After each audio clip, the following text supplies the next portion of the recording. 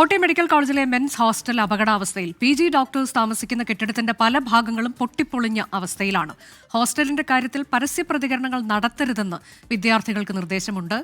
Toby Johnson വിശദാംശങ്ങളുമായി. Toby, എന്താണ് കുട്ടികൾ പറയുന്നത്? നമ്മൾ അധികൃതരോട് സംസാരിച്ചോ?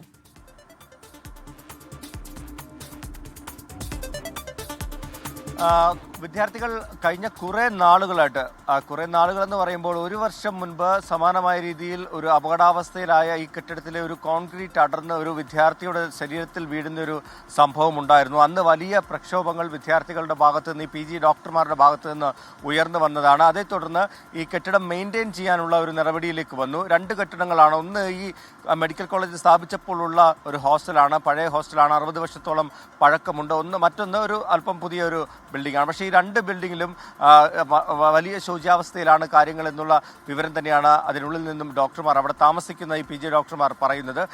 ഈ സ്ലാബുകൾ അടർന്ന് വീണ് ഉപയോഗശൂന്യമായിട്ടുള്ള ബാത്റൂമുകൾ, അങ്ങനെ ആ സ്ട്രക്ചർ തന്നെ വലിയ ഭീഷണി ഉയർത്തുന്നതാണ്. നമ്മൾ ഈ സംഭവം നടന്ന ഈ ബാത്റൂം കോംപ്ലക്സ് ഇടിഞ്ഞു വീണ സ്ഥലത്ത് നിന്ന് ഏകദേശം മീറ്ററുകൾ മാത്രമേ ഉള്ളൂ ഈ ഒരു ഹോസ്റ്റൽ, PG ഹോസ്റ്റലിലേക്ക്. അതുകൊണ്ട് തന്നെ വിദ്യാർത്ഥികൾ വലിയ ആശങ്കയിലാണ്. എത്രയും വേഗം അവിടെ നിന്ന് മാറ്റി പുതിയൊരു ഹോസ്റ്റൽ ബിൽഡിങ്ങിലേക്ക് അവരെ മാറ്റണമെന്നൊരു ആവശ്യമാണ് അവർ ഉന്നയിക്കുന്നത്. കഴിഞ്ഞ ദിവസങ്ങളിലൊക്കെ ചില പ്രതികരണങ്ങളൊക്കെ വിദ്യാർത്ഥികൾ നടത്തിയിരുന്നു.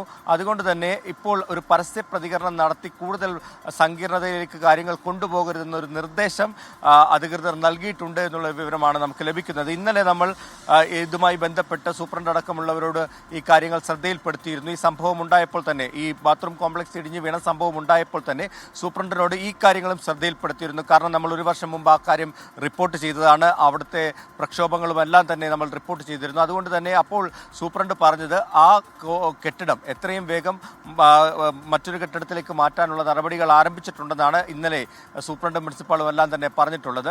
ജില്ലാ കലക്ടറും ഈ വിഷയത്തിൽ ഇടപെടുമെന്നുള്ള ഒരു വിവരം നമുക്കിപ്പോൾ ലഭിക്കുന്നുണ്ട്. അങ്ങനെയാണെങ്കിൽ ഉടൻ തന്നെ അതും ആ ഹോസ്റ്റൽ ബിൽഡിങ്ങിൽ നിന്നും വിദ്യാർത്ഥികളെ മാറ്റാനുള്ള നടപടികളും ഉണ്ടാകുമെന്നാണ് നമുക്ക് ഇപ്പോൾ ലഭിക്കുന്ന വിവരം. അത്തരത്തിലൊരു നടപടി അധികൃതരുടെ ഭാഗത്തുനിന്നുണ്ടാകുമെന്നുള്ളതാണ് നമുക്കറിയാൻ കഴിയുന്നത്. മെഡിക്കൽ കോളേജിലെ മെൻസ് ഹോസ്റ്റൽ അപകടാവസ്ഥയിലാണ്. അതിന്റെ വിശദാംശങ്ങളാണ് ടോബി ജോൺസൺ നൽകിയത്.